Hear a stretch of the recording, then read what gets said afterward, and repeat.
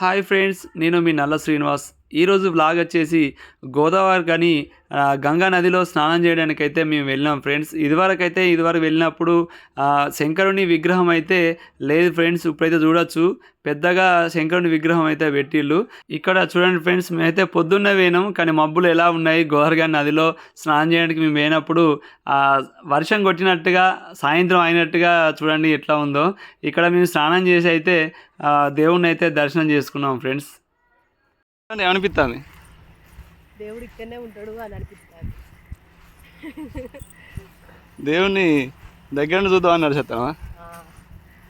నడవాలి కదా మరి.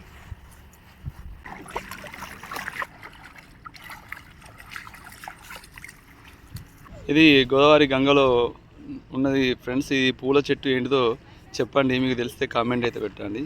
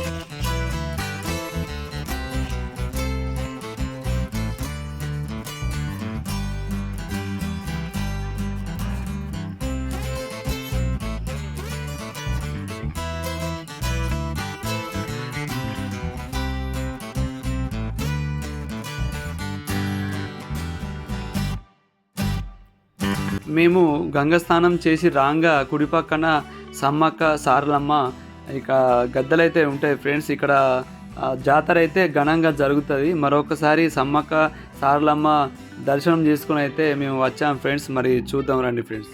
ఇక్కడ దేవునికి గంటలు అయితే కడతారు. ఈ గంటల కిందికి వెళ్ళి దేవుని దర్శనం చేసుకోవాల్సి ఉంటుంది. సమ్మక్క గద్దె ఫస్ట్ అయితే సమ్మక్క దేవిని అయితే దర్శనం చేసుకుంటారు ఫ్రెండ్స్.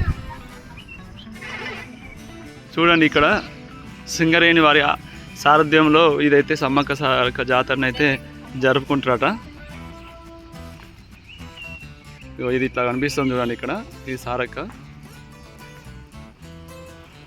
జాతర లేని టైంలో మేము వచ్చినాం కాబట్టి ఎవరు లేరు. ఇక్కడ లక్ష్మీదేవి, గోవిందరాజులు ఎవరి వాళ్ళకి గద్దెలు అయితే ఉన్నాయి. ఇది పైడిద్దరాజు గద్దె. అప్పుడు మీకు దూరంలో చూసిన ఫ్రెండ్స్, ఇదైతే సారలమ్మ గద్దె. ఇది ప్రతి గద్దెకి ఒక చెట్టు అయితే ఇక్కడ వెలిసింది ఫ్రెండ్స్. ఇక్కడ గోవిందరాజు గద్దె ఇది. ఇక్కడ కూడా యాప చెట్టుని అయితే పెట్టింది ఫ్రెండ్స్. ఇక్కడ చూడండి ఫ్రెండ్స్, ఇక్కడ పైడిద్దరాజు, ఇక్కడ కూడా యాప చెట్టు ఉంది ఫ్రెండ్స్. అంటే ఇక్కడ గద్దెకు ఒక చెట్టునైతే పెట్టిళ్ళు. ఈ వీడియో ఇంతే ఫ్రెండ్స్. మా వీడియోని అయితే చివరి వరకు చూసినందుకైతే ధన్యవాదాలు ఫ్రెండ్స్. మా ఛానల్ అయితే సబ్స్క్రైబ్ చేయండి, లైక్ చేయండి, అందరికైతే షేర్ చేయండి.